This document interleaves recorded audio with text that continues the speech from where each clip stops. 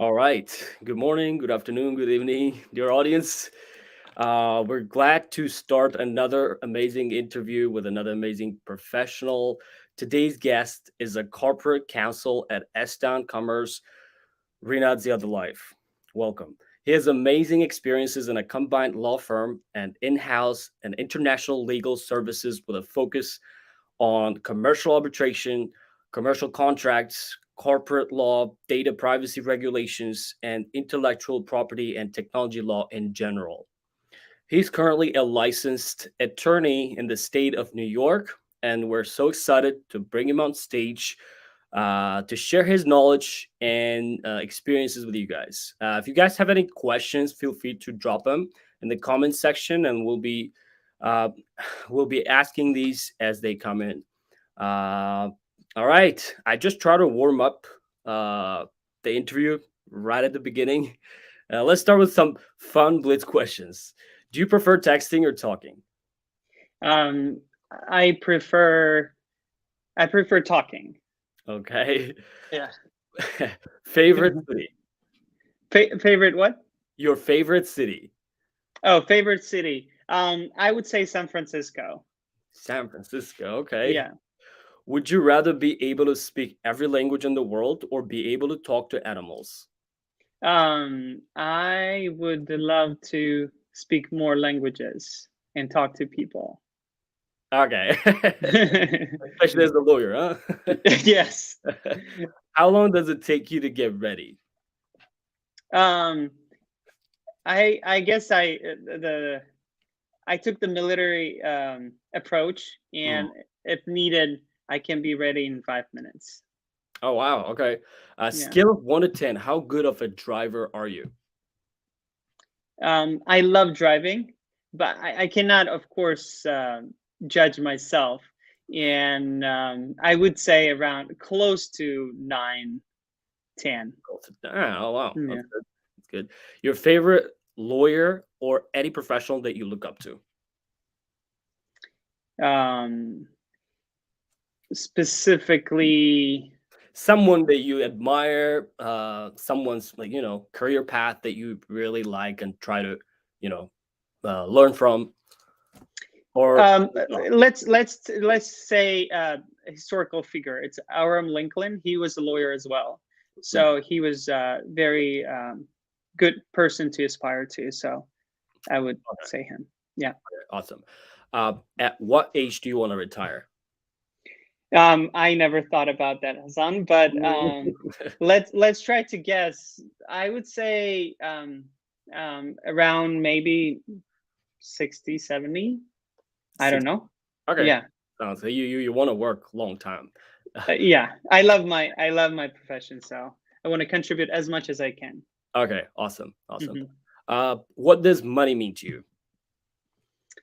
Um, money means less important because I came to law to contribute and to make changes and make some good changes in the life in the world.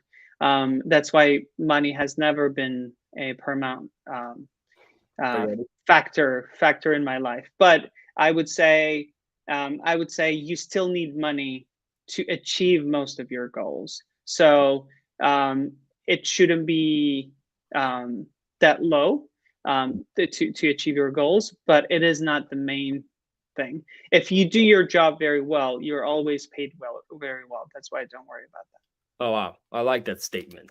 that. Can you briefly introduce yourself to the audience? I know I touched on some of the, your career and your, you know, general information, but like if you dig into who you are, where you come from, what city most of your young life was spent, and stuff like that. Absolutely, absolutely. Yeah, we started with the Blitz questions, but at the beginning, I just wanted to give a huge greetings to UD team, Mm, Uzbek Diaspora team, sure, feel free. and also to everyone who's listening to us. And I hope that our today's conversation will be beneficial to everyone who's listening to us. Mhm. So if I share a little bit about my background. I Originally come from Uzbekistan, born in the capital city, but grew up in the holy city Bukhara. Mm, My school age, where I grew up and learned and lived by the principles that my parents taught me. Then mm, I moved back to Tashkent to continue my bachelor university degree. They call it undergrad in the US.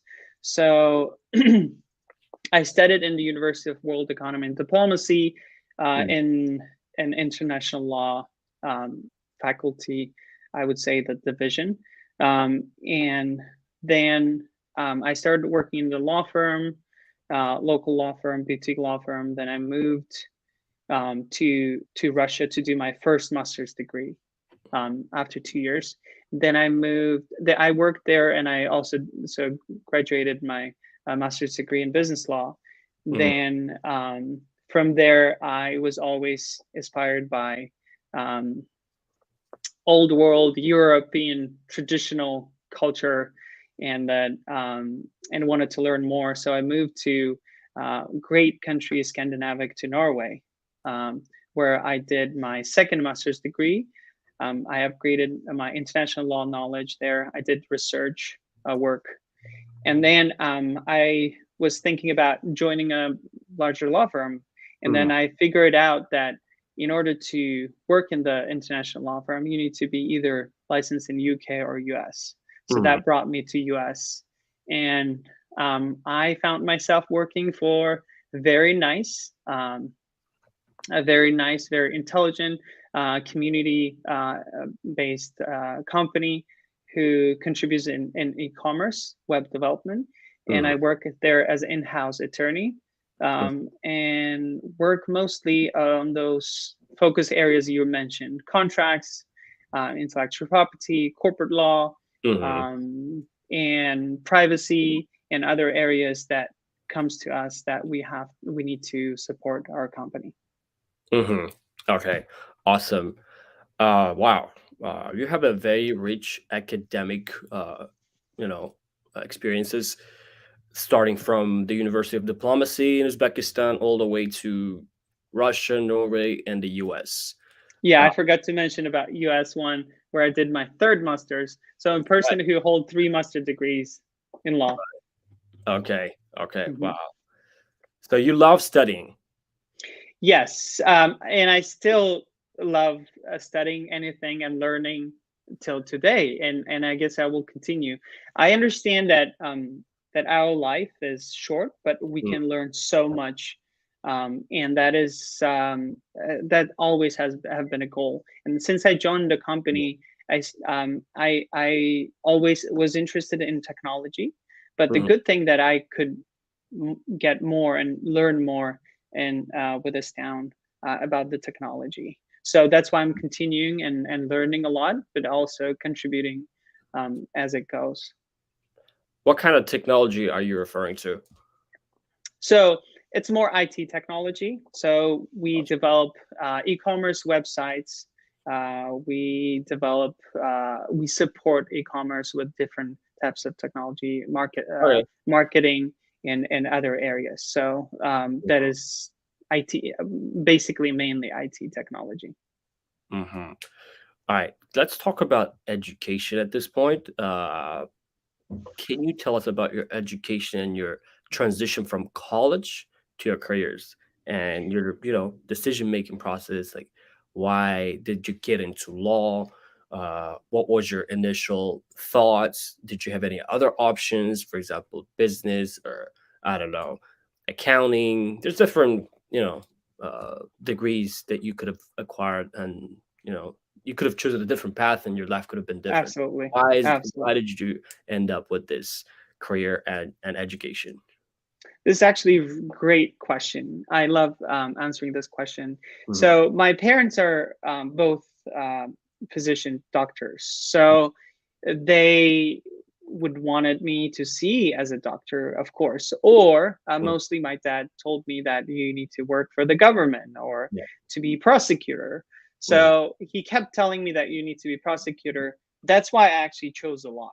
I thought mhm, that being prosecutor, I could make a great change I can Mhm. catch criminals. I can set the law order and do those things. But when I joined a law school, I joined the law school that is more liberal and democratic. I mean, the thing that the nature in that law school was more towards liberal changes.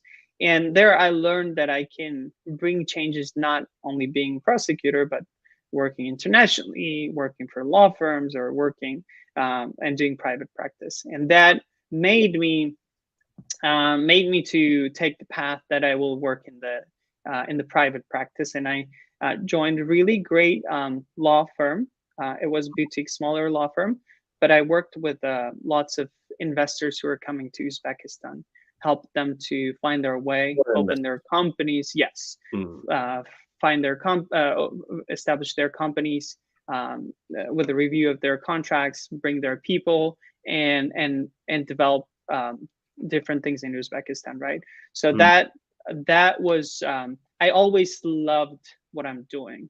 Mhm. Anytime I moved to somewhere, I never chose the place that, oh, they're gonna pay me better or they're gonna pay me well, so I'm gonna go there, but maybe I'm not gonna like what I'm doing, right? Right. So I never went that path. I found there somewhere that I can enjoy, and Right. then when you enjoy your work, of course you contribute more because you're open, you're driven by that purpose. So Mhm. that was the goal, and I moved with a private practice. But I always felt that you asked about education, I always felt that in somewhere that there are some people, smarter people, not because um, they're talented or they're somehow different, but they Mhm. had a chance to study, they had the chance to experience. So I always was driven that, oh, if this person is doing better than me, understand better than me, then Mhm. I need to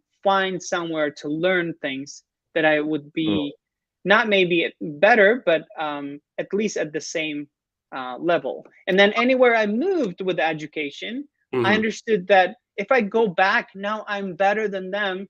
That is not going to be interesting for me. So if I Mhm. moved from that first law firm and went to instead in Russia, Right. then I understood that if I come back, then it's going to be harder for me to settle back in that law firm. That I wanted more, some greater places to be.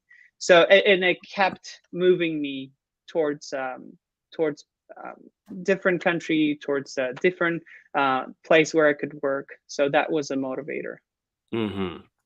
Alright, so you opened up so many channels that we could go with, and I'm thinking this conversation is gonna be long. That's so more than I hope for yeah. it. So Okay, someone in the comment section just mentioned Saraf Rosbig Muradova.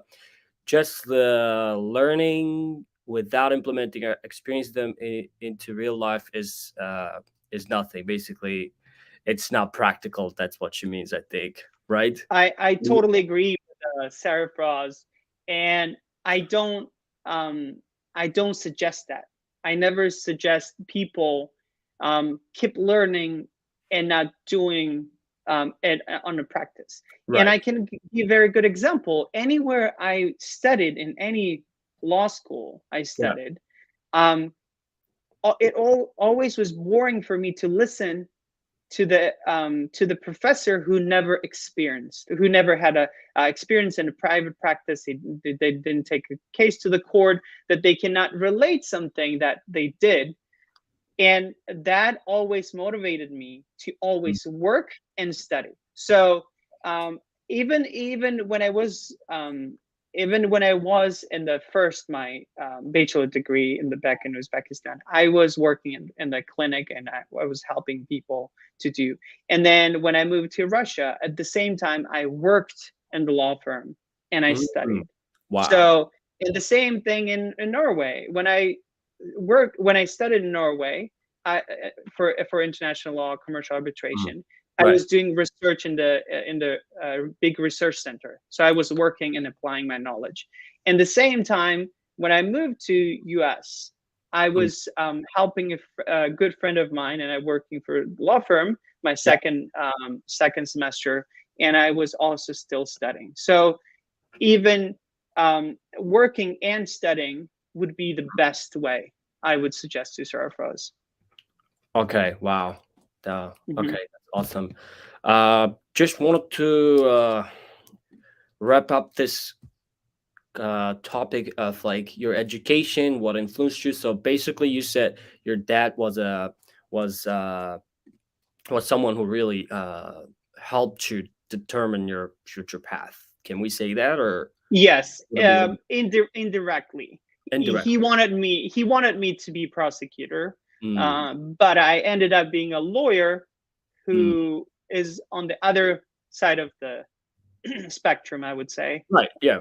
So Yeah. if you have prosecutors, government officials who working for law, and then private practices who protects the companies who face the prosecutors. So there's always, if you go to the courtroom, right? So Mm, there are always defender mhm, and the party that brings the case. So mhm, that's I would say I was side of the defender in the case. So mhm, mhm. if I was able to explain. Okay. Awesome. Mhm. Uh, okay. Awesome. And where do you think you stand in terms of your career today? Not your position or anything, but like when we're young, we just plan things and put milestones and bigger goals, right? So where are you at in terms of your own personal goals? Like, where do you stand in terms of career in that sense?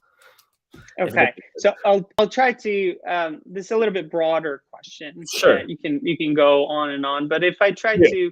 to summarize it, Hmm. if you if regarding my goals, I'm pursuing all my goals as I planned. So in Right. my mid age, I firmly stand and I know where I'm working and what Yeah. I'm doing, and I can support my family, and contribute to good things.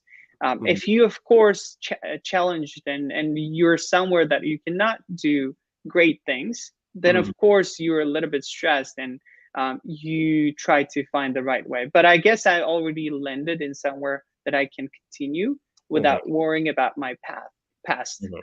Um, Mhm. but if I take it from the point of US practice realm and that somewhere in the country or in the place where you practice, Mhm. so um, I just checked. I'm referring to. I was just playing with the numbers yesterday about the attorneys, Mhm. and ABA's statistic shows that most attorneys who practice the mid age is 47. So Mhm. if you take the whole spectrum starting from you're usually 25 you start and then you end at around 60, 70. So the most attorneys are around 47. Some drop after 47, some drop after Mhm. 50 maybe, but so I'm very mid age, like 35, 36. So I'm really good. I still have very 10 years that I can contribute and do great things. So I'm in a good position, where if you ask me where I stand in my career path. Okay. So if you were, let's assume you're in an interview, right? You're applying for a job, and the Mhm. interviewer asks you, like, how many experiences do you have? What would you say? Okay, so especially in my profession, they ask if you have a mixture of practice. Do you Mm, have a practice in law firm, and yeah, do you have a practice in-house? yeah, In-house means, let me explain a little bit to sure. ordinary the listeners here. Mm, In-house means you work for one company as a legal department and you support them with almost all questions, and law firms, they have every person might have lots of clients, but mm, they represent the law firm. So if mm, you have a both experience in there mhm. and also in-house, you are a strong candidate in any job interview. And Right. the reason is that you had experience working in both atmosphere, Yeah, both in law firm, yeah, and you were able to change your mindset and start yeah. working in house. That means you can adjust quickly. you can start working and picking up working with only one, and be part of the business. For example, law firms are usually, if you work in the law firm, you're not part of the business. You take the case, one certain case, you need to review contract. You just review that contract by looking at the law. But when you're reviewing you're being in-house and you're reviewing contract, it's totally different, because you feel the company. How is that growing? Is that you understand the context in the company, and Mhm. all of this is different because you switch your mindset. And I guess that is very helpful if you are, of course, interviewing Mhm. with someone that you can explain this. This is, I believe, the strong part. Okay. Okay. So Mhm. in-house and the other one is transactional. Is that No, correct? in-house, and then another one is a private practice, they call it. Right. You're part of the law firm. So you're in the law firm and you're all partners or associates, and you're under one umbrella of law firm. And then in-house, you're working for one company, let's say Amazon. Amazon is Mm, not law firm, but right. they have a legal department, finance department, or other departments who are Interesting. yeah, who are hired internally, and you work only for that company. So Mhm. Mhm. that is the difference. And I Okay. can try, if that is interesting, you think I could a little bit explain more with numbers how in the US works all of this Yeah. briefly.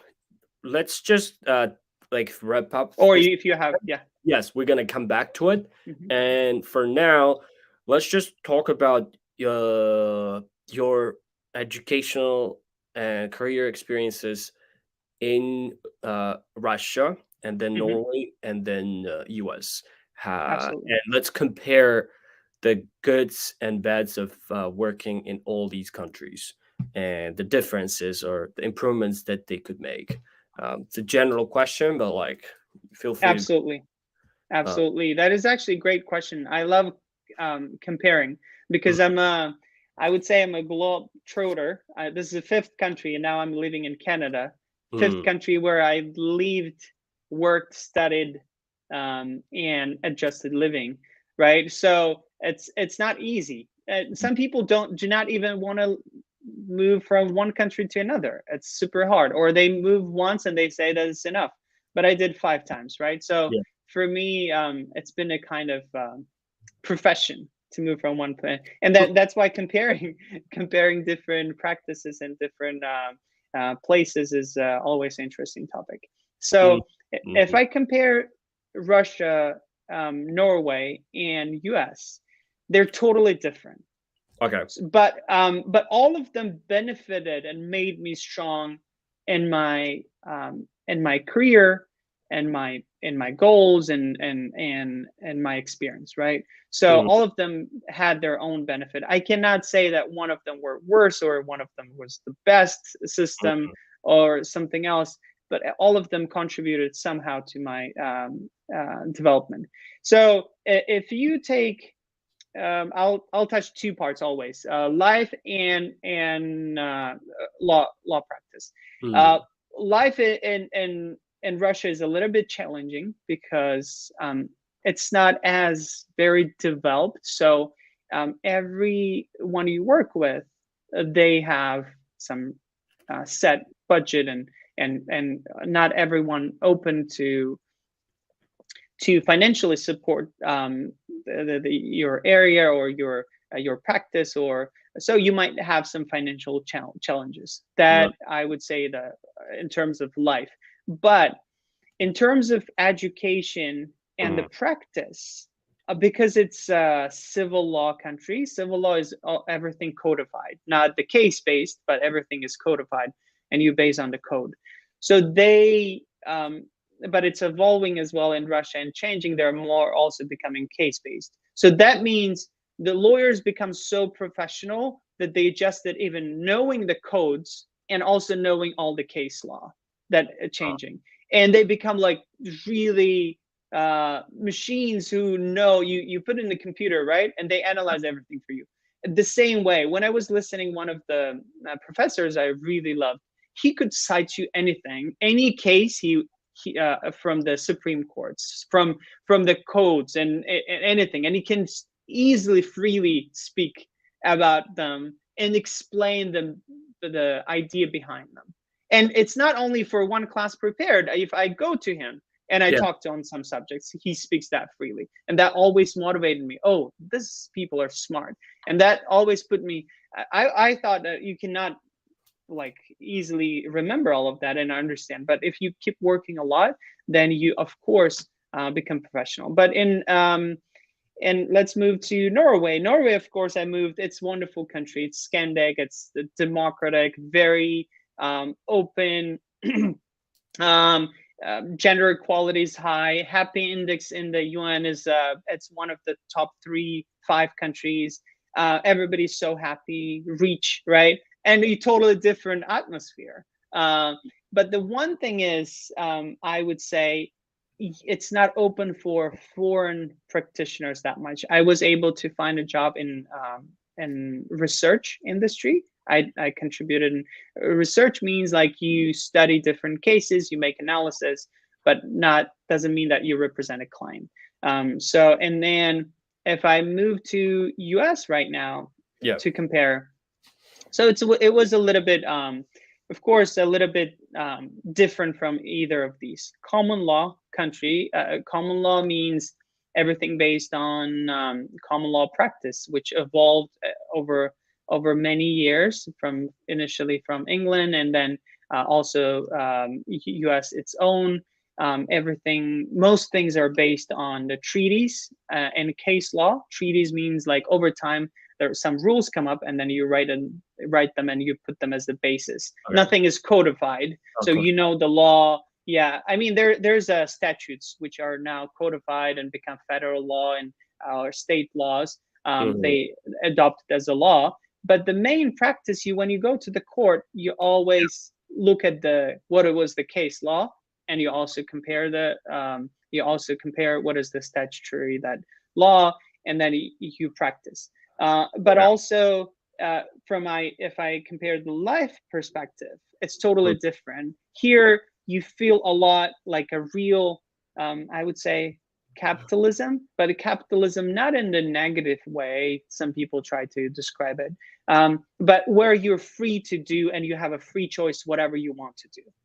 You don't follow that, hey, the whole society is going one way, you want to go that way. You have your own great idea, you just bring up and you can represent it, and you can back it up yourself, right? So you're free to do anything, you're free to speak, you're free to learn anything, you're totally free. That is one great thing I love about US, and it always motivated me to come and practice here. So I'm so happy I'm doing that. Wow. Okay, that's great.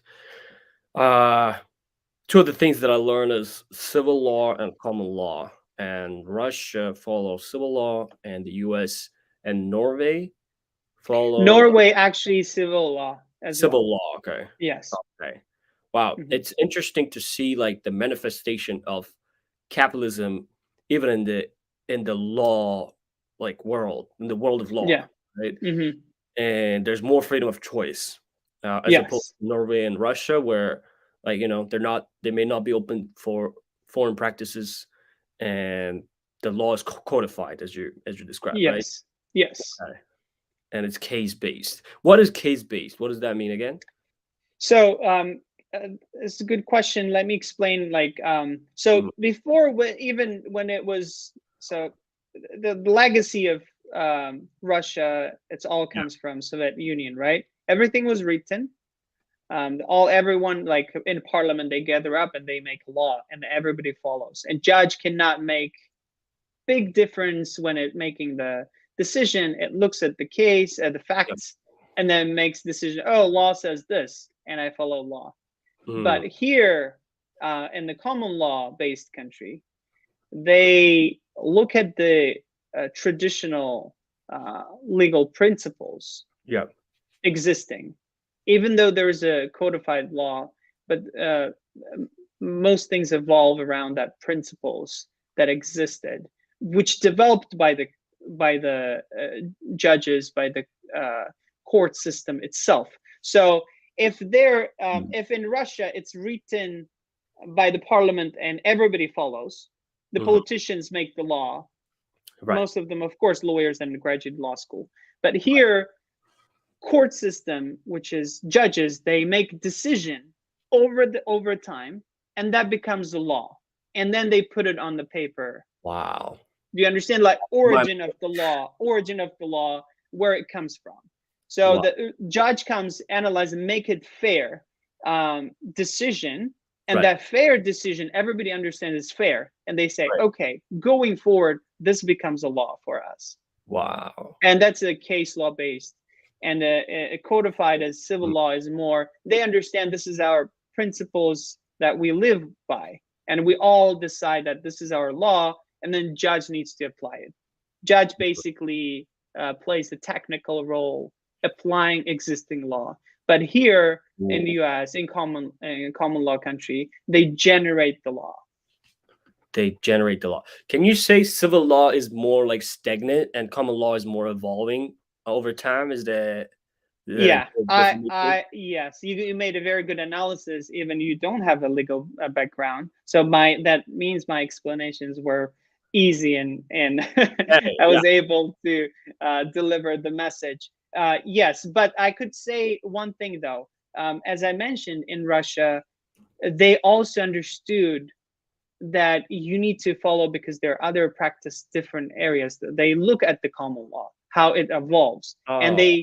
they started making a mixture. Mm. So in the Supreme Courts, sometimes they say, oh no, this two things are conflicting, and we believe that this law is not good. So sometimes now the judges in those civil countries as well, civil law countries as well, playing some role, that it's like evolving also over time, but very slower, I would say.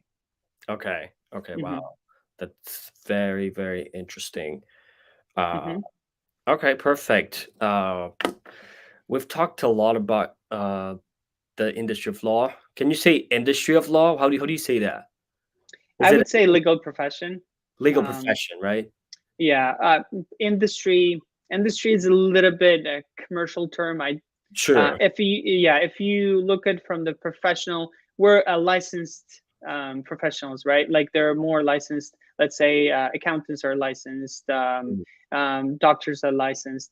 If you Mm. take it more from professional side of it, I would say legal profession would be the best Mhm. term to use. So, based on what you said, can we draw a conclusion by saying that you prefer a common law, what do you call strategy or you prefer common law over civil licensure in the States and you're practicing it and you ended up there, right? You Agree. civil Exactly. Russia or Exactly. Norway. But I can tell you, Hassan, a very good kind of irony. I didn't know when I studied law in Uzbekistan, which is also a civil law country, that there's a different that much common law. Over time, I understood, and you see, it. I was drawn by the fact that it's better uh, practice, right? It is Mm. better place to practice. It is right way to practice law. So in my over time, I understood. I don't know. Whenever I wrote any thesis or any paper, I Yeah. always, for some reason, I looked for balance. You always analyze two sides, right? You Yeah. analyze, okay, this side took this position, this side took to this position. We're all lawyers are really good in arguments. But I tried to find a balance, because if you don't find a balance, it's hard always to be one-sided, right? Mm. And I guess then I understood, okay, if I'm looking for balance and I'm a lawyer, that means that's why the law is all about fairness. That everything about should be fair, right? Mhm. So not knowingly, I always cheered for balance, but apparently its whole law is about fairness. That both parties found the right place Right. in their arguments and challenges. Okay. Perfect. Uh, Interesting. Just a random question popped up, right? Yes, When the absolutely. when those legal counsels or judges create laws and make laws or make decisions, how do they what are the principles? Do they base it on some philosophical, like what if, like you said that fairness is the main principle, right? Mhm. Like what is fairness? Like it's a very subjective term, and like what is it based on? You know what I'm saying? Like when it moral codes, or like how does it work? If it's not a Yeah. question to ask. Yes, exactly. When you don't know about all of the technicalities when they approach, Yeah. you might think, oh, it's like very close to philosophy. But I would agree that philosophy is really close area. We have philosophers, right? We have Sure, this sure. industry and the people who try to find the right answer to questions. Mm, So law actually is very close to philosophy. love. um yeah, in terms of like school subjects, if you take the moral code, like moral understanding Mm, of the human beings, all of yeah, this is really close. But law become like a, I would say, I mean, if I try to explain, of course this is my own view, I cannot speak for all lawyers, but right. my understanding is law is more technical version of philosophy and all of this moral understanding of the world. Mm, Because technical, I would say, we made up rules which is more clear. So when you say fairness, fairness has all of those concepts that yeah, you put as a background, sure. as a foundation, and based on that you make a fair decision. Right. So and if you take example, let's say very simple example, um, if the parties are buying and selling goods, Mm, right? yeah, Which any commercial lawyer reviews and supports in that transaction. You try to be, of course, the seller has some risks, yeah, and buyer has some risks. Buyer says, okay, if I buy this and then your goods or widgets, they don't work, and right, then seller says, oh, if I sell you and you don't pay me. So both right. sides have different risks, and then you try to find a middle ground, fair point for this one, and says, oh yeah, this is fair. Actually, I understand that if you take this risks, I take this risk, and everybody understands each other. So based on that, judges already know what are those principles. They're already built up all the technicalities, and they Mm, try to meet both sides. both sides. Okay. Yeah. Just to So stay objective. Okay, that makes sense. yes. Yeah. I just don't want to be ignoring some of the questions that popped up. Absolutely. Any questions come up? Yes, Mahmoud Mirzaev. Good evening. Nowadays, I study at Tashkent State University of Law, an international law faculty. Can you give me some advice for us? Okay, I think you already gave a lot of advice, right? Yes. Like let's assume that he's like just started his first year, right? And Mhm. he doesn't know a lot about the law in the like legal services, right? And he doesn't know what to expect in the future, where to like he doesn't even know where he's going to be working at, right? What do you suggest? Any maybe step by step formula or something that you could just like provide Absolutely. So, of course, we may not come up with a perfect formula? formula. Yes, but we'll Sure. try to give some good advice to Mr. Young fellow Mahmoud. Yeah. So, um, I I would say to be always persistent and work hard. That is always should be the mindset of any international lawyer. But Mm, of course, always know different languages. So I speak 5 languages very well, yeah. and all related languages around them too. Okay. So um, What are they? uh, so if it's all Uzbek, Tajik, English, and Norwegian and Russian, but also like related languages. Let's say Russian, I understand, for example, Belarusian or Ukrainian, right? Even though I Mm, don't perfectly sure. speak. The Right. same thing like with the Uzbek, you understand who speaks Kazakh and Kyrgyz, and Uh-huh. the same thing Tajik, you understand who speaks Farsi. But this opens a door, right? So if you Yeah. speak more languages, that's what I wanted to relate Yeah. to Mahmoud, is like learn more languages, and that opens the door for international lawyer. He chose the international law faculty, right? Mhm. So And then if you know English or Russian, they're good material Okay. to learn and understand your place. Do you want to be international lawyer who works for government, or like cases between the government, Mm, or do you want to work in the foreign ministry where you have practice as as a counsel, right? mhm, So in different areas, or you want to go to private practice where you support large investors mhm. suing governments, that is arbitration area.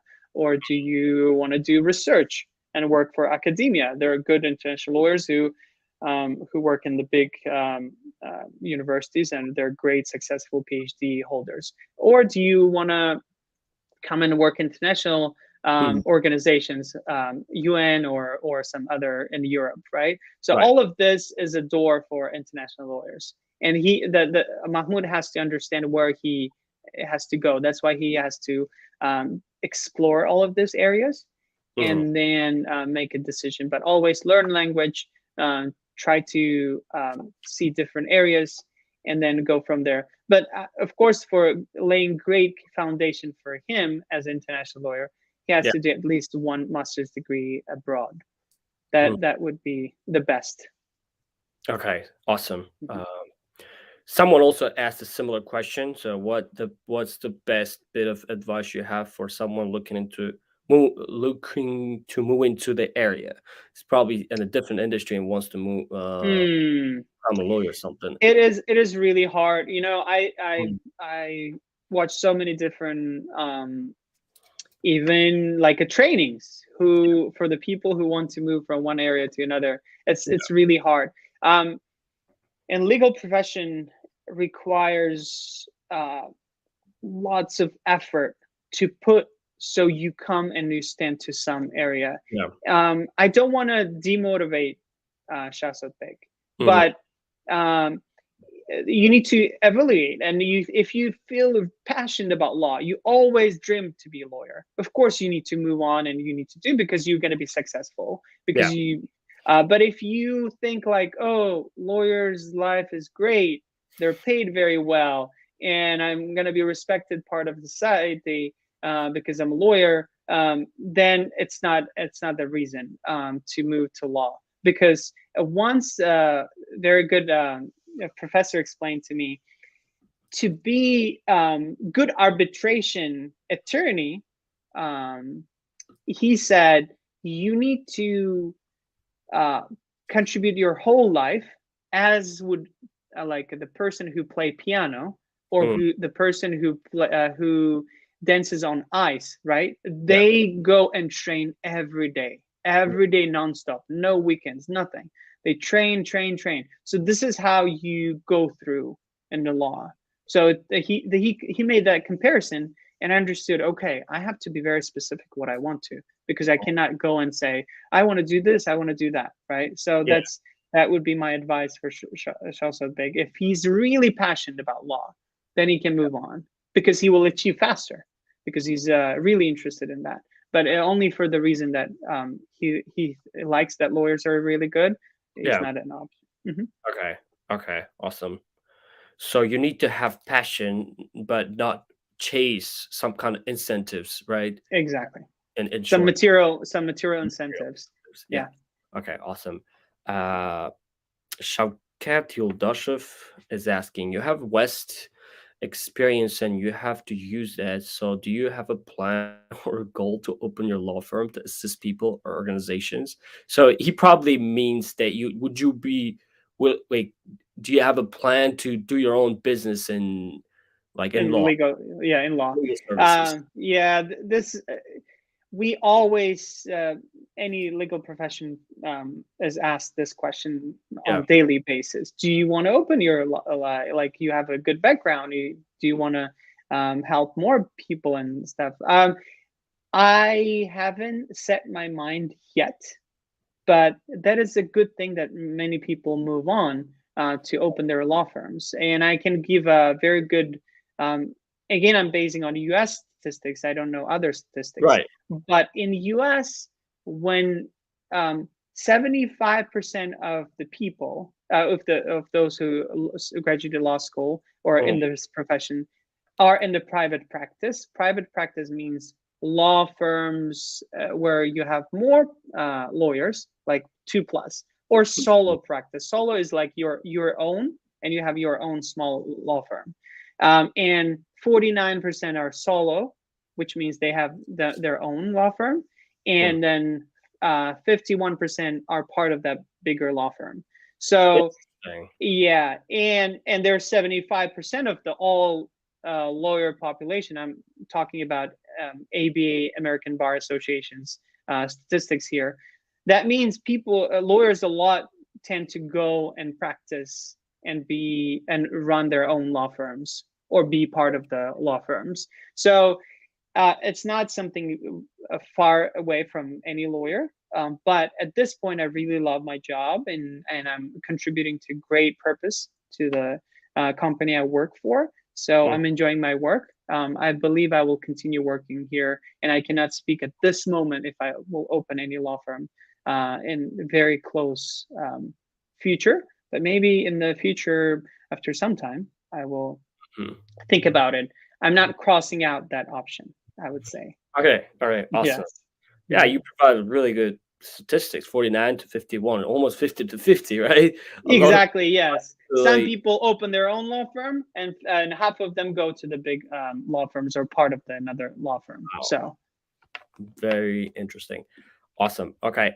We have another question since we started answering questions. Let's just keep going. Jawahar, hey, I would like to know if it's possible to do a master's degree in North America and at the same time cover one's basic needs with part-time jobs. Part-time job. mhm, He probably is yeah, referring to Canada and the US, I yeah, guess. Yeah. yes. As a North America, um, you you can do that, and I did that way as well. When I was studying, you're allowed to work 20 hours a week. You can do that, um, and but you also need to look at where you're lending. Top um, if it's top 10 law school, it Yeah. is going to be really hard to work and study. So if you're in Harvard or Stanford, Yeah. you're given so much to read. Mhm. You're given for one subject, you might be given a week to study 10 cases. And I can tell you how many pages are each case. It's around 100 pages. Can you read 10 cases for one subject when you have when you're studying 4 or 5 subjects during the semester? It is almost impossible. And then of course you can cover the basis that you wanted to, and it's going to be hard to pass the bar exam. But I did it because I'm a really hard worker, I would say. Sometimes people around me say that you work too much. I don't know. Maybe it's just my nature. I like working a lot, so that's how I did it. And I would say, Joe, it's just up to where you land, what law school. Okay. Awesome. Wow. So you're workaholic and your friends know that. I would say that is a little bit negative connotation when you say workaholic. It's Hmm. I would say I love my work, that I work a lot, but I wouldn't say workaholic, because when you say workaholic, people say, "Oh, you don't know why you're working, but you just work a lot." But I know the purpose why I'm Yeah. working for. Um, yeah, it's really good term. It's everybody uses it. It's fine. Sometimes people don't pick up that negative connotation, but I just Interesting. wanted to highlight that I love what I do. That's why I do a lot. So Okay. Perfect. Wow. I'm actually getting overwhelmed by the number of questions that I have to be asking. Probably the time won't be enough to, cover it all. But we wow. can I thought you also told that we have 10-15 minutes at the end as a Q and A's. If you Sure. have any other Yes. questions, we can your own questions we can cover and then Right. come back to Q and A's. Yes, let's do that now. Mhm. Yeah, and I encourage everyone who's watching us to drop their questions. As you can see, we're answering on the go. Uh, let's also talk about, you know, something outside of your career and education, your life outside of your work. How has it been so far since you moved out from Uzbekistan? what has changed and what kind of habits you have built. And it's a general topic, so you can just feel free to touch on anything you want. Yeah, absolutely. And I really like this question because I can share something that if anyone wants to Yes. go in this area and actually go to abroad and live in their lives. Um, Lawyers usually call it pep talk, which they say, "Oh, I want to share about whatever will motivate people What's it called? about my pep talk." Yes, Pep it's talk. you give a little bit of motivational speech before you start your main topic that people will listen to you. But but let me give a little bit of my background, how I went through things. So maybe that could be a good thing for people to think about. So over time, I built a certain system I follow, um, and and I would say that is always being helpful for me because it if I'm distracted a little bit, Mm, it brings me back and says, hey, stay your stream, right? Don't get distracted because this is what you chose and you developed and you believe that this is right place. So first thing before I share that system, I wanted to tell about that you need to be very good manager in your life. right. And managing is not a time management. Everybody quickly understands, oh, you need to be good time management. Like you manage your time, that you do everything on time and you don't spread out yourself with the different tasks that you forgot the main thing. Yeah. Management is in everything. You manage your life, you manage your family, in the way not to manage people, but you manage your relationship with your family and with your friends. Yeah. So and you manage also your relationship at work. You manage, so you need to be anyone in this life who chooses very like a difficult profession or like the demanding profession. They need to be good managers in their lives to not to kill themselves, I would say, if this is very dramatic word, with the work and not to know the going right way. And then if I come back to that system I mentioned, I see that everybody can take in their lives as a one pie or cake and Mm, divide them into four pieces, mhm, equally even, and not like a little bit, one piece is more, one piece is less. right. um and and that part of the pie piece, you, let's put them aside, which what pieces are. One of them is um family and friends. Mhm, Another piece is your belief system, what you believe in, your wow. religion. Some people believe not in religion, say they believe in something, so they have belief system. Another pie is health, and then fourth is your career. It doesn't mean that I put family friend first or like they're all equal. I just mentioned them Not a in the priority. random. Yeah, there are no priorities. They're Right. all uh, on the Different. high ranking priority. Yes, Yeah. they're part of the cake. They're even. And Right. then, so how you look at these things, you always need to allocate enough time for all of them. Mm, Otherwise, and this, I believe, my way towards success. So I come to success. If you are successful in all of them, then you're happier in your life. mm, So, and let put them into like examples. If you're not really good with your family friends, you're miserable. No one will support you, right? Nothing, the things will not motivate you to achieve your goals in a career. For example, if I wanted to be a lawyer, my wife stood by me and supported me 3 years when I was preparing for the to pass the bar exam. She was always behind me saying that you can do it, and she celebrated it with me because I was allocating enough time when it needed and supporting back her as well.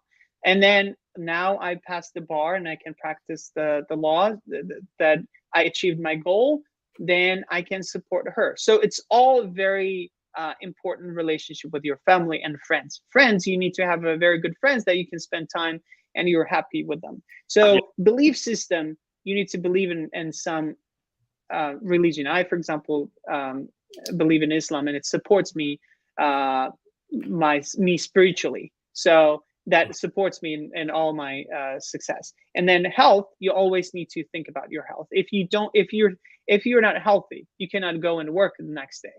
So you always need to do sport, care about your health, always check your health. And then Right. career, of course, career. If you don't believe in something, if you don't have a purpose, if you don't like something, then it's really hard. So you need to manage all of these four areas and equally and allocate your time. So that way, I would be answering to your question about how you see things in your life and Eh, how you basically follow what is your goal and how you approach the life.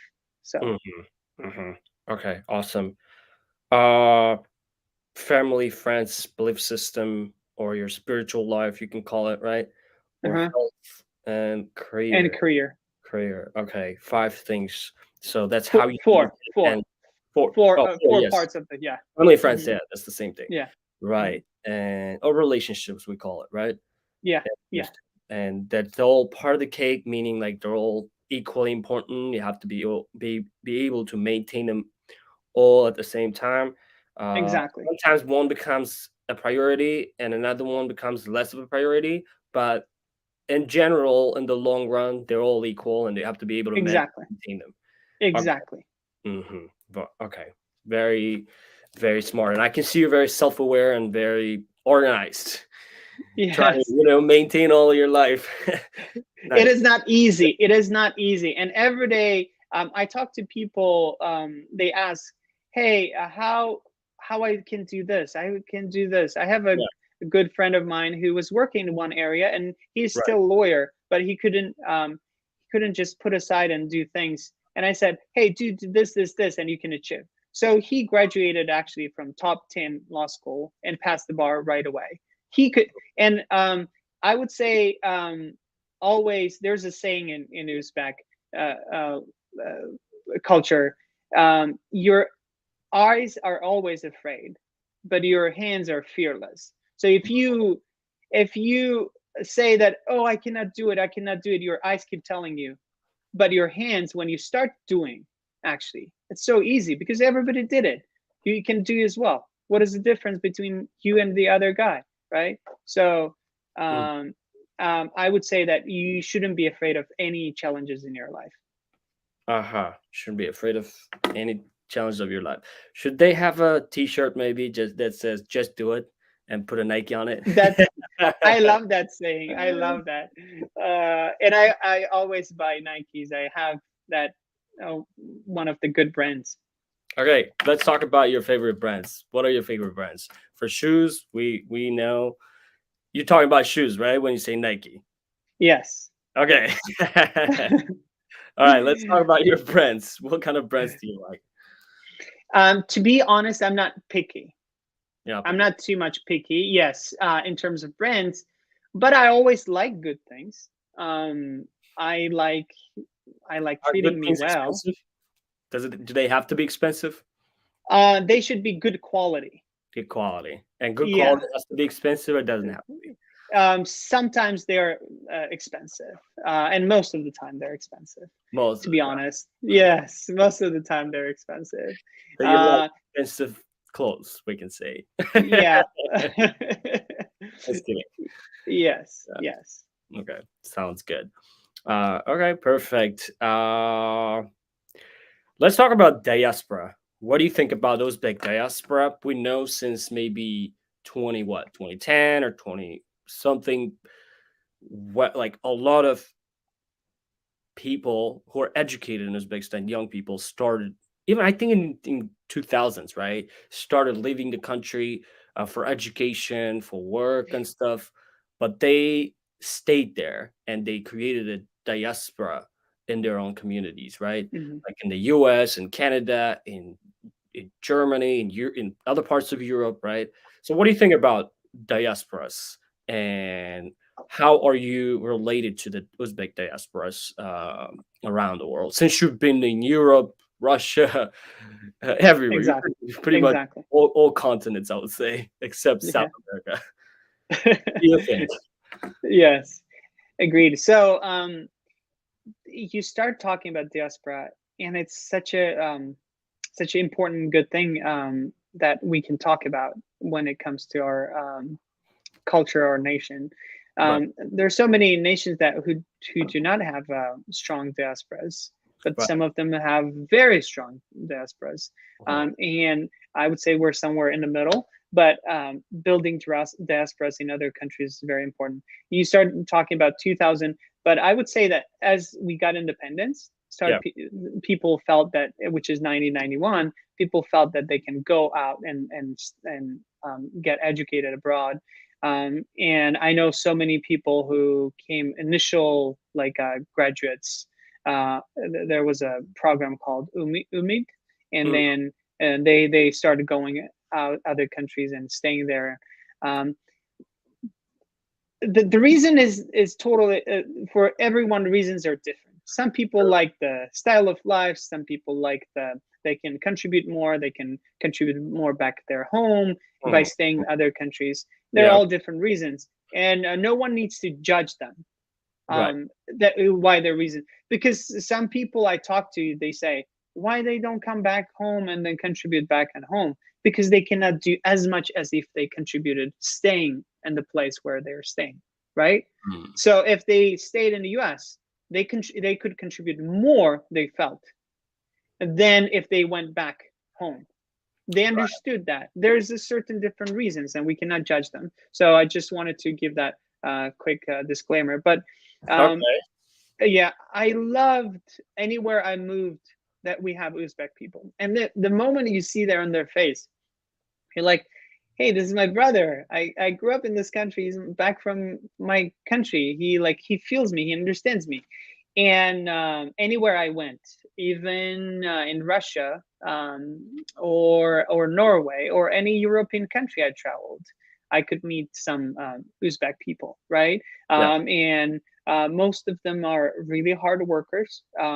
They educated people who are contributing both in the society they live in True. and back Uzbekistan.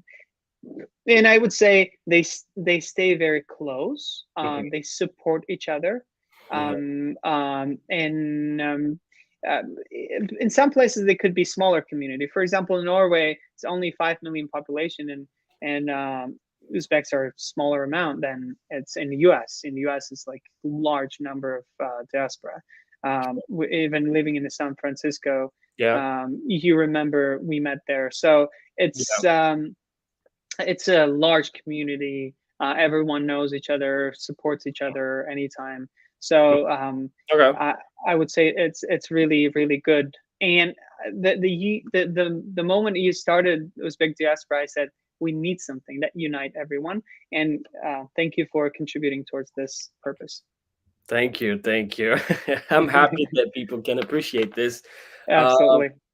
who are some of the people maybe that you know, if there is, of course, that are contributing to diasporas living abroad in the US and Canada or wherever in Europe? Do you know any people who are like having a big contribution and like really helping young Uzbek professionals to like maybe, you know, make crucial decisions in their lives? I know some people, but I'm asking you. Yeah. So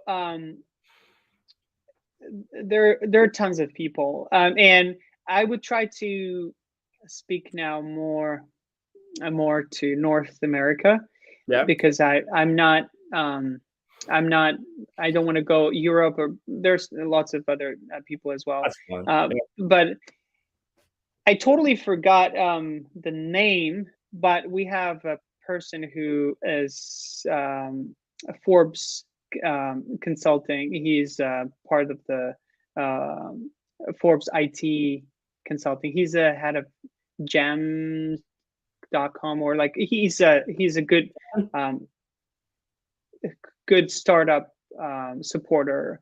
Interesting. IT Is he young or startups. old? What did you say? Is he young or old? Wait, what's He's mid-age, mid age? around 40. Oh, interesting. Is it, you're talking about Babrak Ilkhanov? Yes, Oh, yes. Babrak. It just slipped my mind his name, but yes, That's fine. he's one of the really good guys. He supports this Diaspora's Nice. uh, support, and we have lots of people in Canada as well. I could mention, for example, you might know your first guest, Rahmat John. He supports a lot Uzbek diaspora, Yeah. and here are lots of other people who support actually. And I was surprised at how it's supportive the same way that it's in the U.S. Yeah. Yeah, I know that I met Khasan in San Francisco. I guess he also like he was the one who organized the first Telegram channel. Um, Interesting. yeah, I forgot his last name, Mm, but and mhm. yeah, there are lots of people. I might not picking up like exactly their names, but I can Yeah, see yeah, that. Yeah, definitely. I can see that there are lots of people, and for somehow it's in our culture. Support your younger brothers, right? Yeah. Always support younger brothers. So and that's I like beauty of our culture. Okay, awesome. Yeah. Mhm. I mean, I didn't want to put any pressure. Oh, if you Yes, didn't want to name the names, I but was I that's wasn't fine. prepared for the I wasn't prepared for this question. That's fine. That's totally Otherwise, I would have like made a 10 list of top fine. Yeah. people who support Uzbeks, right? Right. So Yeah. Yeah. I could think of Rahmat Sabirov. He's an amazing professional and very dedicated. And I could say altruistic would define him as well. Like he always tries to help and give advice, and I really look up to him. And he's in your sphere of expertise, I would say. yeah, Uh, he's in immigration law. immigration. He's a Yeah. colleague. Yeah. Yeah. Yeah. Mhm. I just the moment when you were talking, another one came to my mind. There, Yeah. Azizbek. Okay, he has two startups. He's contributing a lot in telecommunication fintech industry as Interesting. well. Hmm. Yeah, so Interesting. I would want you maybe to like drop his name to my DM, and like absolutely, I would definitely absolutely. want to reach out if Hmm. we're really always uh in the lookout for good professionals who could just share their experiences. Uh, Hmm. we're all very open. Yeah, Uh, okay, perfect. So many amazing questions that are coming up to my mind. absolutely. I'm overwhelmed, to be honest. Uh, and there is a very interesting question that sometimes literally bugs us as Uzbek Diaspora Executive Board members. And Hmm. Michael is asking, sorry for more personal question. Do you think the popularization of English in Uzbekistan will help it become more developed country, or will it result to decline our cultural identity? Wow, that's very interesting question. Um, yeah, the language. Um, I'm always supporter of, and I loved learning languages. If we Mm, just only tie to the language, um, you fail looking other very important things. First of all, culture in some country doesn't change drastically. It evolves, it changes over time because you never go and you drop the using the phones because you say, oh, my culture is like doesn't let me use the phones, right? So mm, when the life changes, you adapt. But no one can say that they're international languages mhm. that opens the door for you to achieve more. It doesn't mean that you drop your cultures or traditions right away. Yeah. And I don't think Uzbekistan or like Uzbek culture changed even we were under oppression the Soviet Union, right, for so many years. The model was, maybe some people like it, maybe not. I'm not the person to judge. I didn't live in that during that time, Yeah. but you cannot say that, oh, they, because they made you, forced you Mm. to use one language, one system. Suddenly we dropped everything and Yeah. we forgot our language. The Yeah. same thing. English, it gives you, opens a door for achieving more. Why not to use that tool, right? Mm. Mhm. And we don't want to stick to those conservative approaches. Then we fail looking other things. So you need to be open, but always never forget about your traditions and cultures. And I guess in our nation, it's super hard to forget your tradition and cultures. My mom sent me the things that the dry fruit, how we love, right?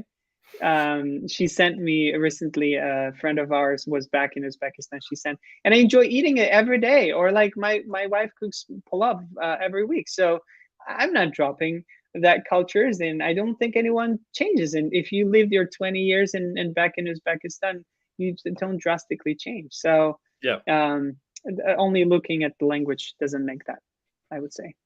Okay. Okay. Awesome. Hmm. Uh, Very interesting. I mean, the word culture is a very big spectrum, and it could include from, like, let's say, food to traditions, customs, or clothing, and everything, right? And as Absolutely. you mentioned, culture doesn't change all of a sudden, but it evolves based on like internal, external factors. And we as Uzbek diaspora, executive board members, and a community always encourage people to learn English, speak English, and practice English. That's why Absolutely. we try to hold our interviews in English. Why? Not Absolutely. because we don't like speaking Uzbek.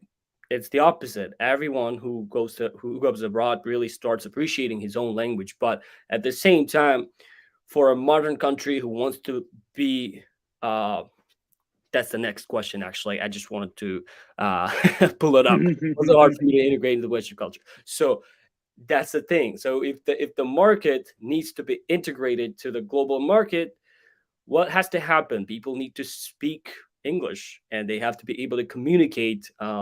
Make transactions, businesses, talk to business partners. And what's the language everybody's using nowadays? It's English, Exactly.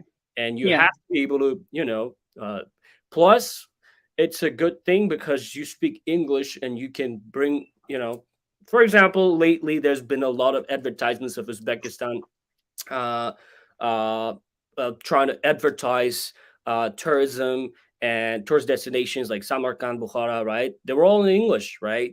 And if Exactly. people can speak and communicate English, they can explain and deliver their messages to the world arena. You know what I'm saying? Exactly. And if, yeah, and There's so many importance of knowing, and English is the sole language where you which you can use anywhere you go.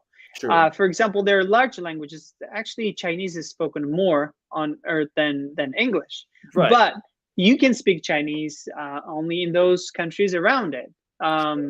There are so many people who understand, of course, because it's huge population and move around, and you can find always Chinese. But when you go to the meeting with the investor, let's just take as example, or you just stick around with your friends somewhere in other country, you only speak English, right? Yeah, So why not to benefit from that? I would say it's a good resource to use it. It's exactly. like, yeah, it's a good resource. Take it and use it, not to just drop it. Yeah, And yeah, some nations went that way. They isolated themselves and they stayed. We're not going to let anyone. Japan is, for example, for some 100 years, they were closed. And they understood eventually that you cannot go like that. You need to be part of the world. yeah, World yeah. is huge. Absolutely. So, Absolutely. Okay. Awesome. So English is very important. So try to learn it, practice it, watch movies and, try to practice with your friends. And eventually it's going to pay back. It's a tool. It's a modern tool to exactly. really evolve in your career. Exactly. Thanks for standing up for us. We'll keep doing our interviews in English. Definitely. All right. Just to answer maybe this question, maybe we couldn't. we Okay, could I ask can some briefly ways. say, like, Sure. was it hard to integrate to Western Yeah. societies? Right. Yeah, I can't say it was easy, and no, it's not easy. Anytime you move from one place to another, you're already adjusting to something. Even from my home country where I grew up and studied in school, and I moved back to Tashkent, it already may I went out of my comfort zone because I had all my friends and my family who support me. And the same way, when you move from one place to your a lovely, wonderful country to another place, you of course you integrate. Otherwise, you cannot leave with only your principles. You Yeah. take some good things from the Western society, and you Mhm. keep your good things from your own society. I would say this is a short answer. Right. Thanks for the Hmm. answer. And let's see. All right, it's been an amazing conversation, and we touched Hmm. on a lot of different things. In what ways do you plan to contribute to the betterment of our country, Uzbekistan? um, if in what way I would, it's personally me, right? I Yeah. or Um, generally if people would do that. Personally, you, and then maybe Okay. you could just give pieces of advice for people. So Okay. Um, I if I had a chance in a couple of years, I would be relatively free. I would say to spend some time. I would contribute in developing IT industry, and this is where I'm working right now, and I legally could support.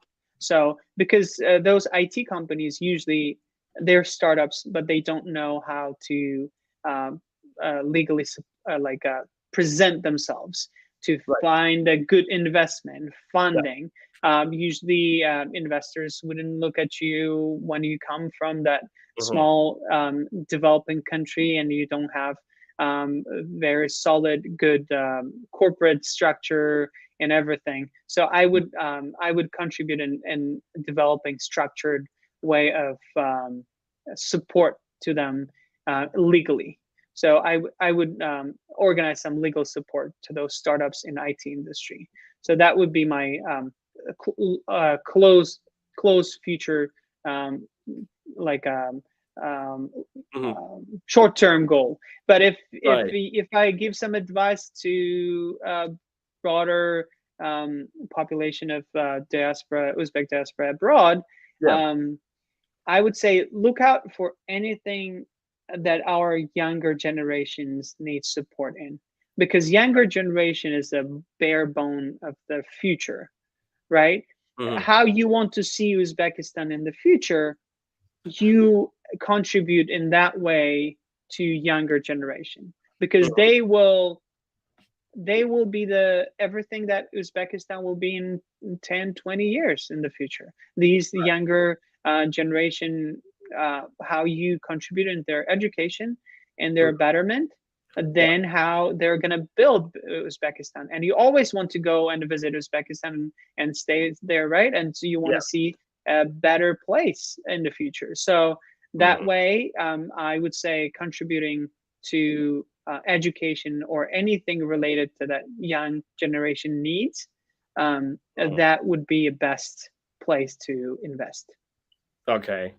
So you'd like to support the to build maybe a better legal environment in Uzbekistan for IT industry specifically, For and my, if I personally would do that, yeah. yeah, If I and younger personally, but generation is a backbone, as you mentioned, and that's why they have to be supported most than any other segments of yes, our nation, maybe. Yeah. yeah, Okay. yes. Sounds great. Uh, um. Alrighty. With what time is it? Hour and 18 minutes. That's been a long journey so far. Let's just maybe Yes, give ourselves 10 minutes. Otherwise, we keep going and we just want to be. We just really want cognizant to. of the time, Yeah. right? Yes, yes, Yeah. absolutely. One more question left. Gaibullah Bajido says, Assalamu alaikum from sunny Uzbekistan. Walaikum salam. Yes. Mahmoud Mirzaev is asking, we know that top 10 law schools ask students to have TOEFL rather than IELTS. What do you think? What is important to passing these kinds of tests in order to study at top schools, law schools specifically? Okay. I don't know where Mahmoud took that information because maybe it's just at some website which analyzed and proponent of the TOEFL exam than IELTS exam. I could You don't give agree? you one. I do not agree with that. I could give you a very good example. A friend of mine who I mentioned, who studied, young fellow in top 8 Michigan Law School, he passed IELTS with Mm. 8 or something, or 8.5, Mhm. and he was admitted and studied and graduated. So and you go to their website, they always say TOEFL or IELTS, and they give you comparison how much you need to get it's from TOEFL and so how much you need to get from IELTS. So there's no law school. Look at your more experience. If you want to go to top 10, Mm. your experience, your background, what you contributed, what internships you did, what kind of good ideas you have when you write your personal statement to them, and how you describe what you want to do after graduation. All of this matter than just piece of type of the paper that you prove your English proficiency. Mhm. Mhm. Okay. Yeah, Sounds good. So TOEFL or IELTS, it doesn't make a big difference. So you could go with either one. They're important, but they're not, what do you call? They're not the most important thing, right? You need to have experience. You need to have other aspects of you that need to match their criteria. exactly, That makes sense. exactly, exactly. And of course, TOEFL is US based exam, and IELTS is UK based exam. That is for sure a fact. But it changed so much that initially, before, always US universities, it doesn't matter, only law school, they Mm, asked for TOEFL. But that drastically changed over last 10 years, I would say. mm, You go to any website, they always say, I did search for law schools when I was mm. applying for USF, and all of them said two type. It was TOEFL and IELTS, TOEFL and IELTS. Response. Yeah, Okay. Yeah. I mean, you can always convert the 8.5 to like the measurement of exactly, people and like, exactly. Yeah, make your own judgment. But they're all acceptable, even in the US IELTS. I myself know that because I've studied at an American university, and IELTS was totally acceptable. So don't worry about that. exactly. But Yeah, try to focus on other aspects of your, exactly. background. Uh, okay, perfect. And let's see some of the questions that I myself personally like to ask. Hmm. Success requires a few things to exist for an individual to succeed, right? That you need to have a good set of value or value system, right? Hmm. And you need to maintain a good proper lifestyle. And Hmm. another thing is importance of your surrounding. If you could just maybe spend another 3-4 minutes to talk about it, let's start with values. What kind of values do you think are important and universal, and everybody can apply their into their lives and you know benefit from it? Yeah, that's such a great question. You might just remember 20 minutes ago when I described the beliefs, the system that you need to have in your life to achieve something. Yeah. But in addition to that, if we go into a little bit like examples, Mhm. or more in depth, you also need to have some code, some code of ethics or code of principles Code of for principle. your own, and that's over time you develop it. Anyone comes to that. So you fail and you learn, you fail and you learn. It's as always they say, learn earlier, and fail earlier so you can learn earlier and you can use it in your life, right? Yeah. And in terms of success, I'm always the proponent of idea that it's not based on the luck or talent solely. It all takes from hard working. You hone on your skills, you make them sharp, and then you can use them.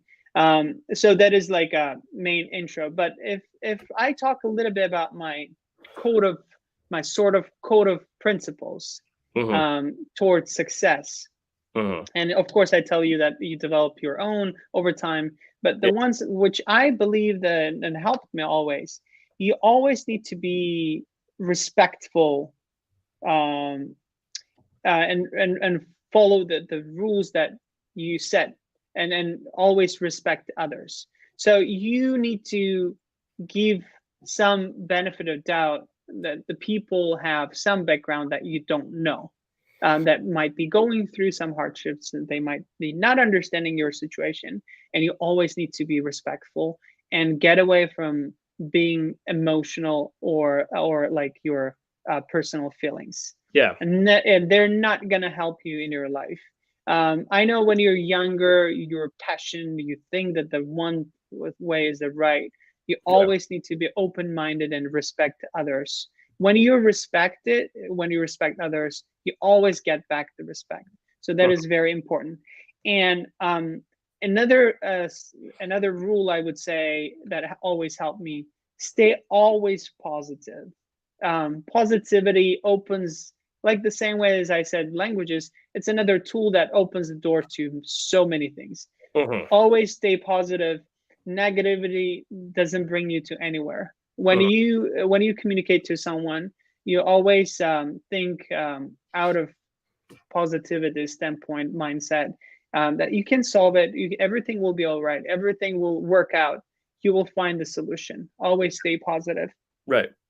And that is connected also another rule, which is about in my profession: stay professional and never get emotional. So if you're working on a project, everyone will start some point in their life to start working in some area, right? So if you're working, stay always professional, and that professional is not just pure words of stay professional.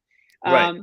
Stay professional, it means you always try to come with a solution. So how is that? Like, if you start getting emotional and you worry about, and you look from emotional lens to the problem, you Mm-hmm. cannot, well, you can keep calling, oh, this is a big problem, this is that kind of problem, this is this kind. You just only call the problem. You always Yeah. need to approach with a solution, and Right. that is like how you stay professional, and Mm-hmm. that you always need to do your work still. Mm-hmm. No matter the problem is big or small, you always need to do your work. um, Mm-hmm. so, and always be a team player. So Huh. in my life, this is a fourth approach, the rule principle I follow: always to be a good team player. And why I'm saying that, actually in my life, when you always apply somewhere, or like talk to someone, they say, Right. hey, are you team player, or you like working alone? Solo. And there's yeah, solo, and there's no actually solo mode. People come up with this.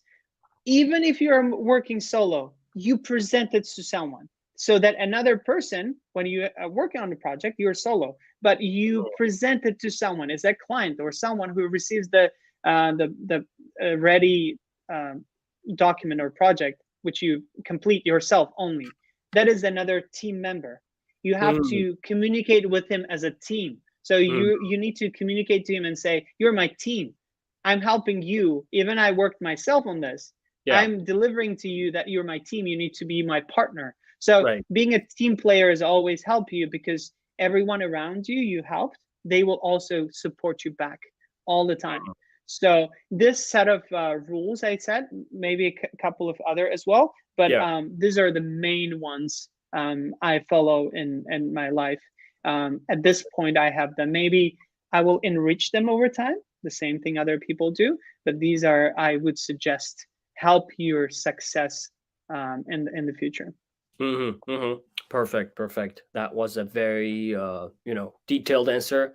Being respectful, staying positive, stay professional, and be a team player. Yeah. Uh, awesome. And let just a few more things that I'd like to address. Could you maybe like give us some advice on the kinds of books that young people have to read, or maybe you could just provide some of the names of the books that you've read and enjoyed and maybe impacted your life in a big way. Let's talk about books for a little bit. Yes. That is a great topic, because studying law is always studying huge, like very thick books of law, and you Mm, don't find luxury of studying a lot of books. sure. But I always try to find the time and study. Right. Uh, Lately, I'm really interested in um, uh, personal development kind of books, Right. or the books which talks about history and Mm, lectures of the history. mm, So I could name a few mm. that could be helpful. Right. So uh, Daniel Cole, who wrote Culture Code, is I an read it. I read it. great. It's excellent book for you to understand how successful um, teams achieved in their. He did such a great analysis, and it's divided in 3 chapters. It is divided as safety. So if you feel safe in one place, you always do great in safety. And if everyone is vulnerable, open to their team members, they always see the where is the problem, and they tackle it right away. So the second chapter, which talks about vulnerability, you need to be open, and then last one is always a purpose. So big, huge companies who achieved great things, they always had a purpose, but that purpose was not only written, and when you're opening the company and you put your website, you always put, oh, my values are this. Some companies do not even remember what are those Sure, values. sure, sure, sure. The purpose needs to be exercised every day. You need Every to day. keep coming back. And he made a very good example of um, the Daniel Mayer, I believe, if I'm not making a mistake, Mm, who has 20 successful restaurants in New York. So wow. and this guy, what he did, he exercised his purpose every day with all of his workers, and that's why he's very successful. One of his restaurants valued as 1 billion lately. Oh, So you there are tons of examples, but this would be a very good book to read. Another one I've been suggested and I started recently is Sapiens. Um, that is it, very good. It talks about history of the human talks beings, about and everything, right? yes, it talks about everything. It's really good book. So I Yeah. suggest that one. And if you talk about negotiation, if you like negotiation skills, there's another one, Never Split Difference. That one I I really read that liked. too. Yes. Mhm. Wow, you read all the books I like. So maybe we have very similar views in the life. So really, really good. Yeah, these 3 I would suggest at this moment, but look out for any other good books which helps you personally develop. That always helps you. Perfect. Wow. Very, like, I myself love those books. I've read them, maybe some of them a couple times. Like Culture Code, I read once. Sapiens, like 3 times maybe. Never Split the Difference. And I would expect you, as someone who's in the legal services industry, right, Mhm. to read these books. For example, Never Split the Difference. You need to be Yeah, able to negotiate and deliver a message. exactly, Sometimes maybe exactly, be able to argue in a way that you can convince, not for the sake of argument, but like, yeah, yeah, exactly. awesome. And then Culture Code, I read it personally because, as a member of executive board member of Uzbek Diaspora, that's a Yeah. nonprofit organization. We need to have a good culture code so that we Yes. can prosper, so we can just grow in numbers and, like, deliver a good value to people and have these Absolutely. contributions. Right? I read it; it was amazing. Some very very simple tricks, like for example, like touching is very important, and Mm. like being able to hug, or like, you Yeah. those are some of the psychological signals that you can just send to other people that make them feel safe. and And you this need to do it every day. right, Yes, it and needs to be you every every day, right? day because that way you feel like, oh, this is my family, this is my brother. Let's Yeah, do it together. So it yeah, always motivates you. So yeah, it's very important. I totally yeah. agree. Awesome. Okay, perfect. That was an amazing conversation. Let's just last question. Okay, I know we could Yes, go on and on, but like this is gonna be absolutely. the last question. I promise. Let's talk about the importance of your surrounding for the next 2 minutes. Your friends, your coworkers, colleagues, and their quality, your personality. How you should just bridge relationships, or how you should end relationships if necessary. So, what do you think about that? Um, it's interesting topic, but very hard to answer True. always, Yeah. because you talk about starting relationship, but you always need to think about ending sometimes relationship, which I Yeah. don't wish anyone to happen in their lives. But I would say always, as I said, one of my principles is always give people the benefit of doubt that you don't know everything about the person, right? There, always give. Don't make assumptions. Don't make bad assumptions. Always have a good assumptions until you see that there's some bad malice behind that person who wants to hurt you, Mm, not physically, but I other ways. Okay. So stay away from those because you don't make you cannot change them. It's really hard. And um, but also how you surround yourself. So I of course I'm the person who believer, and I pray 5 times, but I always ask, when I pray, I ask people, please, the God, please surround me with the people, only good people around me. And God has been always listening to me. I always have been surrounded by the good people.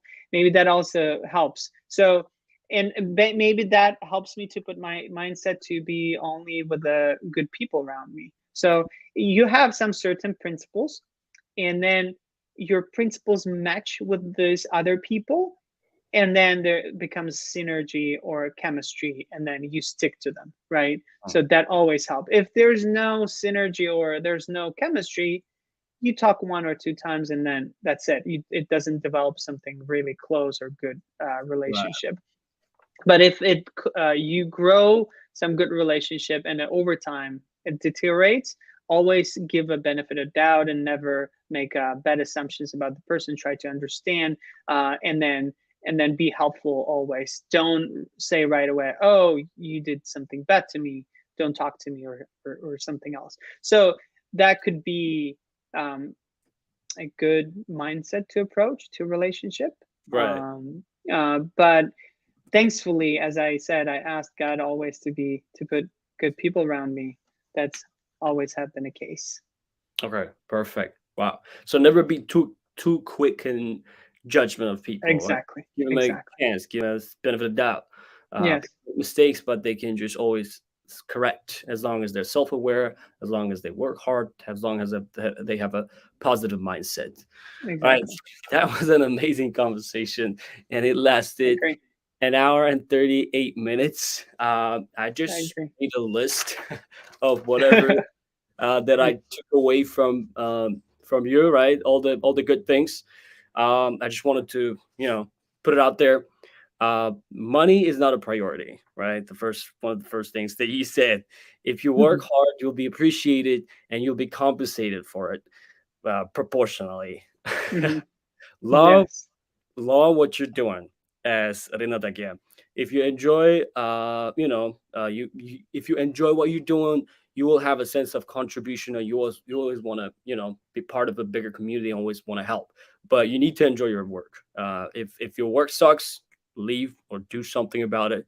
As long as Exactly. you stay on track, you'll achieve success. Studying and working is one of the things that stood out about you today, that was different about you than like other guests that we've had. They first like studied and then like finished master's degree and then like started working, but you had a completely different uh approach to life, and working, studying at the same time, and having three master's degree. That's a phenomenal achievement. People, I'm Mhm. happy to have my bachelor's degree, to be honest. I'm done. I'll be studying, I'll be taking courses, but like no Exactly. more. But Yeah. yeah, I can see you have a very good work ethic and persistence. I respect that. And in-house, wait, sorry. Yeah, there's two kinds of law companies, law firms, or how do you say that? In The, the legal profession you can work in. Yeah. Right. Yeah. Thanks for Hmm. correcting me. Hmm. I'm still struggling to understand, Yes. but like in-house and private practice, right? Hmm.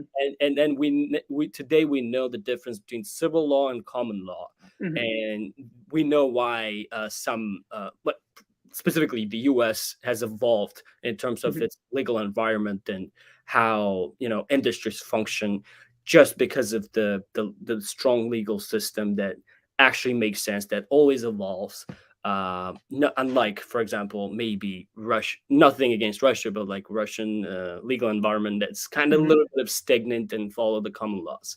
So Hmm. that's my takeaway, at least. Yes. Yeah, and be persistent, work hard, learn languages.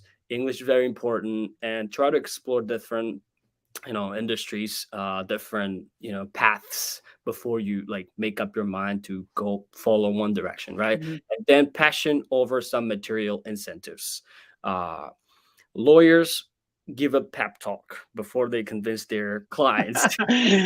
You maybe Now I know. not always. Anyone gives pep talks, but Anyone is usually right. it's easy. It's Right, easy yeah. to communicate your message because it's True, hard to understand law. true, yeah. Usually. Hmm. Yeah, and having a sense of management of your life. Try to manage it and put it like into different categories or aspects of your life. For example, family and friends is one thing. Belief system is another thing. Health, career, they're equally important. They're part of a big cake, but you need to sometimes prioritize one over other. But you need to be able to maintain them all so that you're happy and successful. Successful. Yeah. And maybe, as Rinat Ziyodullaev said, buy a T-shirt that says "Just do it" and then do everything. Don't think about it too much. Get into it, keep going, be persistent. Yes. Culture doesn't change all of a sudden. There are some other outside and inside factors, but it only evolves. So, learning English, speaking English, as being an Uzbek immigrant or Uzbek living in Uzbekistan, doesn't change your culture. As long as you're loyal to your culture, as long as you can appreciate it, as you have a belief system, then you're good. You can Hmm. adapt, but conserve some of your values. So comfort zone is a bad thing. Move from your comfort zone, move from one country to another will make you stronger and build a Exactly. better identity of you, and people respect you. uh, IT industry is something that you really want to help grow, in terms of legal support. Creating a better legal environment is maybe one of the goals in the future for you, right? And helping young generations, and you call them backbones of our culture. I agree with that. And yes, have a sense of contribution. And when it comes to TOEFL and IELTS, don't think about it too much. Choose whatever you like; they're equally important, but also take care of other uh, aspects of your, portfolio, or resume. Exactly. Right? Try to Exactly. enrich your resume by doing some work, extra work, volunteer work. And Exactly. values, code of principles are very important for success. Some of the things that you mentioned, uh, specifically four things that you mentioned: be respectful and follow the rules. That's coming from the lawyer, right? Follow the rules, follow the law. Yeah. Don't commit crime. Stay Yes. positive, and stay professional. And try to resist your emotions. Emotions are sometimes lying, and try to make rational decisions. Focus Exactly. on solutions, not a problem. I love that, and I read it on some book, right? Some books Hmm. you mentioned. I read a lot of books, but specifically, this advice comes very often from Yes. business people and stuff like that. Be solution oriented, I think, Yes. not Exactly. problem oriented, right? And Hmm. team player, as some people claim, biologists claim, we're social animals. We need to socialize. We need to, talk to each other, and you need to be a team player. No matter what kind of profession you pursue, you need to be able to play in a team. have your own positive role in the team, have contribute to the team, and work with the team. And Yeah. when it comes to books, you've been lately focusing on personal development and history books. To be honest, I've been focused on those as well, personally speaking, and they're amazing. Good. Yeah. When you're young, you try to focus on your profession because you want to, you know, stand up as a professional as soon as possible. But like later on in life, you understand like some other things, for example, personal development and learning about the history will make you a bigger and richer person in Yeah. general. Not Exactly. materially, but like, uh, in other ways. And some of the books, Culture Code by Dale Cole, amazing book. I also personally recommend that.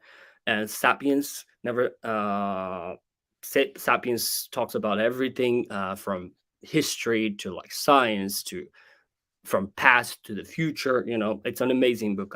You don't have to agree with everything he says. There are some contradictory topics, Yeah. but that's an Exactly. amazing book I personally recommend. Never Split the Difference. If you want to learn how to negotiate, just read that book. And stay away from toxic people. Unfortunately, there are always some bad people. uh, you can't change them. Unfortunately, you may try to, but they suck your energy. So try to stay away from them. Yep. And surround yourself with positive people who can encourage you, support you, right? uh, Exactly. and never be too quick in your judgment. Some people may make mistakes. Friends make mistakes, but they apologize. They come back, and they course correct. Is that what you say? They always course Yes. correct. So yeah, and based on our conversation, I could tell you're very self aware, hardworking, very analytical, and always try to, you know, look at the macro scale of your life. Not you don't try to macro manage, but macro manage, Hmm. which I really Yes. respect. And thanks for spending an hour and 47 minutes of your life. I really respect that and appreciate it. And I Anytime. look forward to having these conversations. Hopefully it's not going to be the first. It doesn't have to be the first, like first and only. We can always have these conversations, and maybe we'll have a chance to meet you in one of our Uzbek diaspora events that we're planning to Absolutely. organize, right? Absolutely. Any Always happy final to join thoughts? you guys. Any final thoughts? Feel free. Um, I yeah. We talked a lot. We covered so many bases. Absolutely. But to just summarize everything. Thank you very much for organizing everything. The great thing I really liked about your interview that you summarized everything at the end. It's really hard to manage, moderate the interview, and also take notes and at the end to summarize everything. This is a great job, Hassan, and keep doing it. Thank I love it. So also keep doing it. It might be hard at the beginning to start any organization, even it's nonprofit or for profit. Keep being persistent. We all love you guys. So you're doing great job. Keep it up, and we're here to support. And for all the listeners, don't be afraid going to abroad. We're here to support you as well, and be open to any new changes in your life. And I'm always happy to. I'll leave my contacts. Anyone can reach out. I'm happy to help with anything I can help. Thanks so much. I appreciate it. And as you said, we'll keep working no matter what. We don't care about the numbers or quantity. We care Exactly. about the quality of Exactly. people, and the quality of candidates who bring good value to our community. And I really appreciate it. I'm sure a lot of people will watch us and who will be watching us, because this is going to be posted on YouTube, Facebook, and other platforms, right? Feel free to watch it, come back to it, and learn from our dear guest, Rinat Ziyodullaev. Thanks so much. Appreciate it. Thank you. We'll be in Thank touch. you, Hassan. All right, guys. Thanks. Enjoy the day. Mm.